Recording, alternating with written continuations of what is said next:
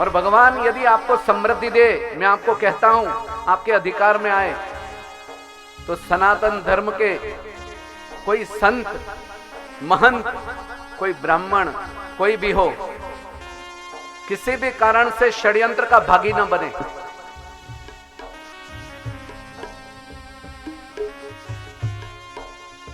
आज हमारी न्याय व्यवस्था देखेंगे।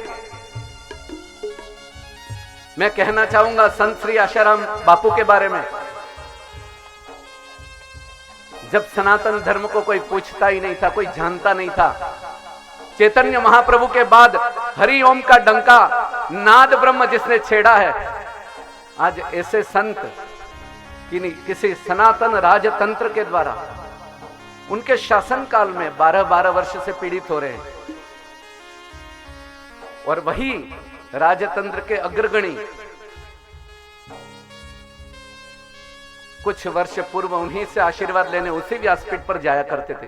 कभी कभी तो हमें व्यासपीठ से भी डर लगता है कि कहीं हम कुछ बोल दे, देश हित में न कोई अंदर डाल दे, तो क्या हमारे पीछे वाले भाई हमें बाहर निकाल पाएंगे कि नहीं निकाल पाएंगे। हमें विश्वास करना चाहिए कि नहीं करना चाहिए सनातनियों पर।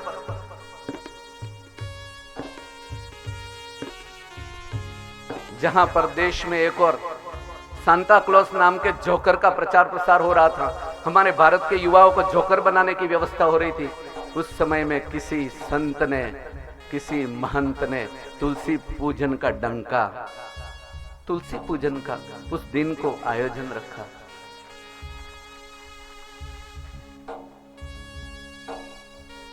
जहां पर एक और वृद्धावस्था का चलन पड़, रेबिन काटी जा रही है, वृद्ध लोगों को घर से खदेड़ दिया जाए, गंगा में कई वृद्ध लोग प्रवाह में बहते जा रहे थे।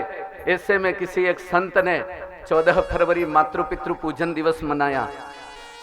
अपने माता पिता का आदर करो, ताकि कोई माता पिता अपने घर से बाहर क्यों निकले, क्यों वृद्धाश्रम में जाए, क्यों कोई गंगा में कूद पड़े।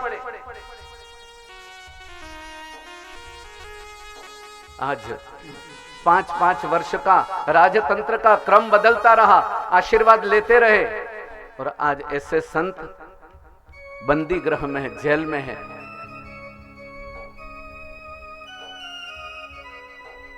मैं तो कहता हूं कि विश्व से बड़ा यदि कोई पदक है ना, उनको दे दो ना ऐसे संतों को, तो भी कोई समाज उसका प्रायश्चित नहीं कर पाएगा मेरे भाई, कोई इसका प्रायश्चित नहीं कर सकता है। संत का सत्कार होना चाहिए।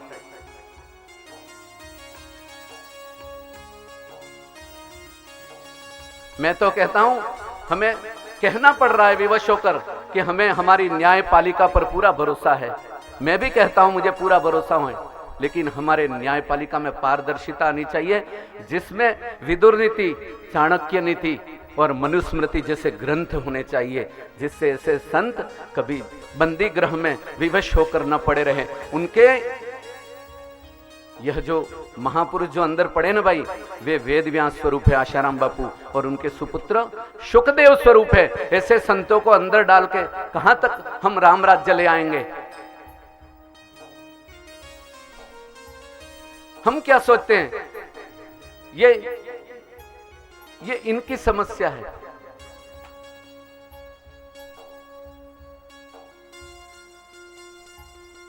मैं तो राजतंत्र से करबद्ध हाथ जोड़कर 12 वर्ष तक मेरी व्यासपीठ मौन रही, लेकिन आज मुझसे रहा नहीं गया। मैं तो बड़ी बड़ी व्यासपीठों को भी कहता हूं कि जिन व्यासपीठों से धर्म और अधर्म का मापदंड तैयार किया जाता है, उन व्यासपीठों से चूं तक नहीं निकली। ऐसे संत के विषय में धिक्कार है उनको। क्या तुम्हारे फॉलोवर्स घट जाएंगे? Till the end. ऐसा तो क्या अपराध कर दिया था कि मृत्यु पर्यंत बंदी गृह में ही वे मरे।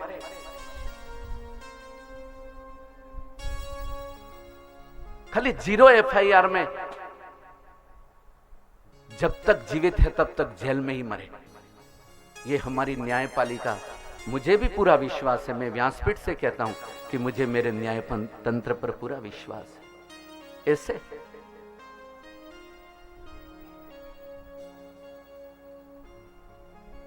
शिक्षा के द्वारा, इंटेलिजेंसी के द्वारा कोई बड़े पद पर तो पहुंच जाएगा, लेकिन धर्म के अभाव में क्या वो सही निर्णय ले पाएगा? आप मुझे बताओ।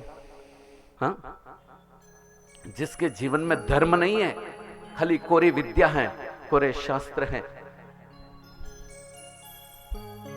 कोरी विद्या है,